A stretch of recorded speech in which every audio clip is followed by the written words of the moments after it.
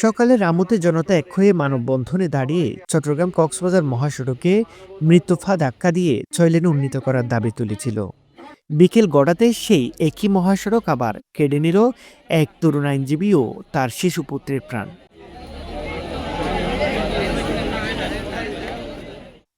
২৪ August রবিবার বিকেল ৫:৩০টায় রামুর রশিদনগরের পানিছড়ায় যাত্রীবাহী বাস ও প্রাইভেট কারের মুখোমুখি সংঘর্ষে প্রাণ গেল সুপ্রিম কোর্টের তরুণ আইনজীবী ব্যারিস্টার ইয়াসিন আহমেদ ও তার শিশু সন্তান ইয়াজানের।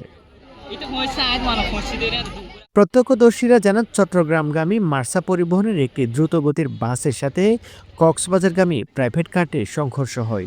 মুহূর্তে প্রাইভেট কার দুমড়ে মুচড়ে আগুন ধরে যায়।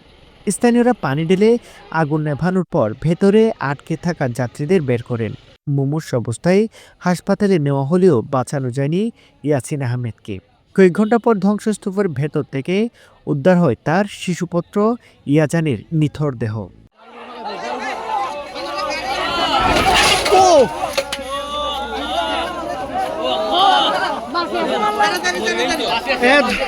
দর্শক, এখানে বাচ্চা একটি পাওয়া গেছে। আওয়াজ হওয়ার পরে আমি আসছি, আগুন ধরে গেছে গাড়িতে। দু তিনজন লোক আছে। এখন তারপরে গাড়ি করে কি এদেরকে হাঁটতে পৌঁছা দিচ্ছে। এই ঘটনায় ইয়াসিন আহমেদের স্ত্রী আলিফ লাইলা, মা বোন সুমাইয়া ও চালক জসিম গুরুতর আহত হয়ে কক্সবাজার সদর হাসপাতালের আইসিইউতে মৃত্যুর সঙ্গে লড়ছেন। তুলাতুলে হাইওয়ে পুলিশের ওসি নাসির উদ্দিন জানান, আহতদের অবস্থা সংকটাপন্ন। একই দিনই সকালে যখন মানুষ দাঁড়িয়ে বলছিল এই সড়ককে মৃত্যুফাত হতে মুক্ত করতে হবে, তখন বিকেলেই সেই মহাসড়ক কেড়ে নিল এক পরিবারের হাসি, ভেঙে দিল একটি ঘর, স্তব্ধ করে দিল এক জনপদ।